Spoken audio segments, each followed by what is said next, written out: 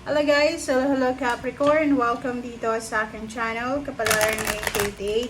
Welcome! Alamin natin kung anong messages, vibration, gabay, energy para sa lahat ng Capricorn. This is general reading.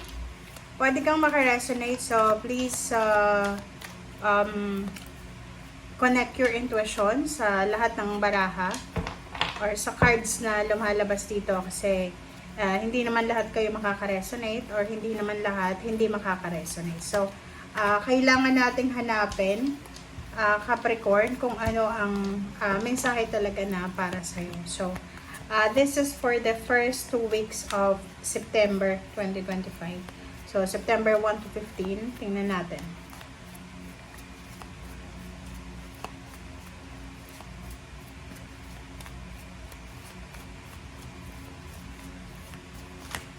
Okay. Capricorn. Kumuha lang tayo dito ng isang baraha. So, ano ba? Walang sign ba? Alright, so ito lang. Number 22, Capricorn, is authority, official person. This is Emperor. Emperor card siya. So, sinasabi ng baraha sa'yo na maybe for the Capricorn na nanonood sa ngayon, from September 1 until September 15, parang may sure na mangyayari na sa buhay mo. Like, for example, kumukuha ka ng government papers, documents, visa, passport, or anything na may involve na government papers or anong tawag doon? Seal. Posibleng makuha mo na. So, if ever then, may mga Capricorn na nag-aantay ng contract signing, official na siya. So, sinasabi ng barahan na pwedeng this first 15 days of September ay officially hired ka na, officially promoted ka na, or officially you're married, or kung ano pa man. Okay. Tingnan natin dito sa second deck kung ano ang message para sa'yo. Okay, Capricorn.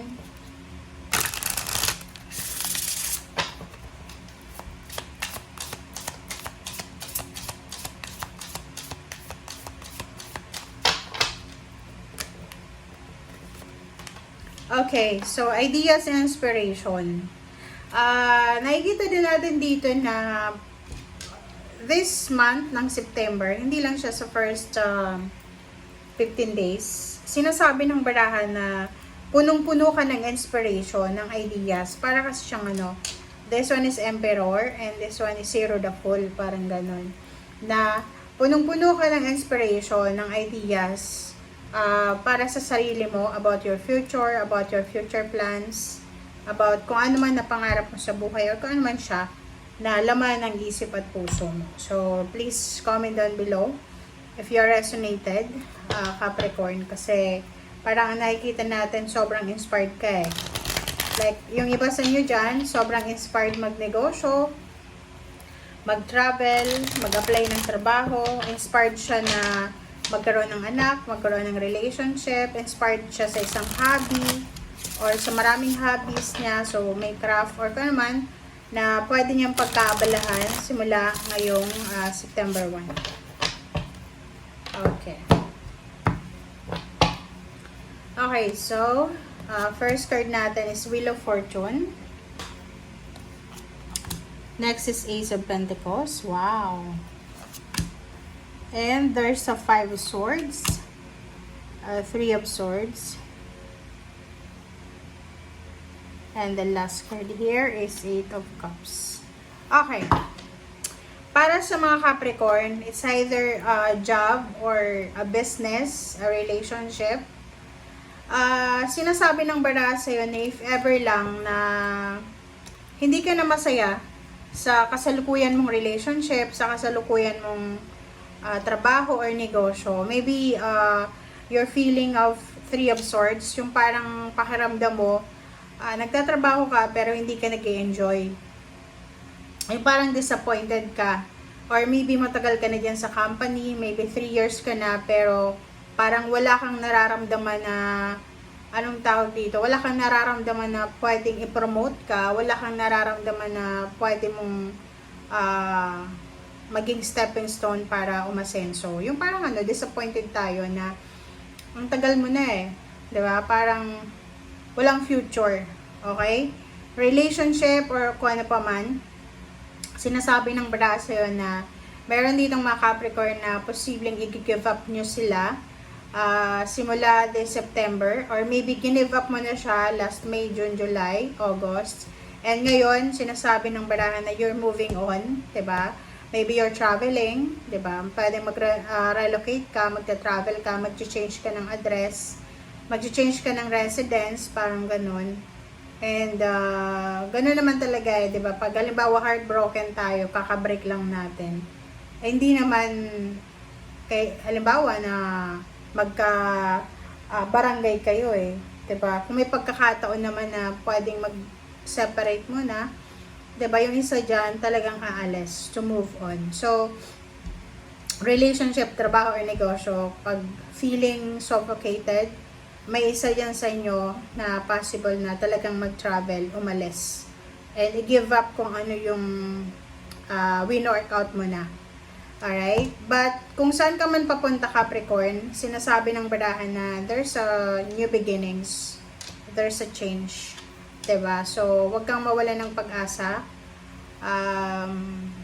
Possible na ikaw yung may desisyon na ito. Like, sa trabaho, nag-resign ka, ikaw yung nagdesisyon nun, hindi yung company. So, nakikita ko na medyo magsisisi ka sa bandang huli. But, sabi nga sa'yo ng The Wheel of Fortune na ano man ang natapos, ano man na natapos na yan, ay it's parang talagang nakadestiny siya na matapos. Nakadestiny siya na talagang ganyan na lang. 'Di ba? So, there's an Ace of Pentacles. So, may mas greener, may mas successful, mas progressive na lugar para sa'yo. So, nakikita ko sa'yo na if nasa Amerika ka, possible na mag-relocate ka sa Canada, sa Australia, pwedeng sa New Zealand, or sa UK. Yun ang nakikita natin, or sa any parts ng Europa. And yung iba na sa Pilipinas kayo, pwedeng yun, yung iba magre-relocate sila sa probinsya or sa city. Kasi marami sa inyo dito, Capricorn, na marami kayong ideas na parang sasabihin mo na, okay, tatapusin ko na lang yung 2025. And after 2025, kailangan ko na ng movement, kailangan ko na ng progress, kailangan ko na ng pagbabago. So, ang gagawin mo talaga, since may idea ka na, motivated ka, inspired ka, talagang hahanapin mo kung saan ka pwede. Alright, so, parang nakikita ko siya dito na you're willing to change sa kahit na anong sitwasyon mayroon ka sa ngayon. Okay. Capricorn. Okay. Ihanda mo rin yung sarili mo. Kaya handa mo yung sarili mo. Kasi there's a news here. There's a news na posibleng darating sa'yo. Yun nga, about the job. And about sa kung ano man na inspiration na meron ka. Ang nakikita ko lang, meron sa inyo dito, Capricorn, na isa sa mga pinoproblema nyo sa ngayon is money. Yung parang halimbawa lang may trabaho ka ngayon. Gusto mo mag-resign kasi hindi ka na masaya. But wala kang backup plan. Or maybe inspired ka, may backup plan ka, pero hindi mo kontrolado yung backup plan mo, diba? So, isa sa pwedeng maramdaman mo is natatakot ka. Natatakot ka na mawala ng trabaho. So, magtitiis ka sa kahit na ng trabaho. Kasi yan yung yan yung parang, yun nga, diba? Wala kang way out. Yung relationship ganun din. But sabi sa'yo dito ng High Priestess, huwag kang masyadong mag-alala kasi alam mo ba na kahit anong control natin sa sitwasyon, pag hindi na talaga pwede, hindi na pwede. And this nature na to, 66 number 15, we need balance. Kailangan natin ng balanse.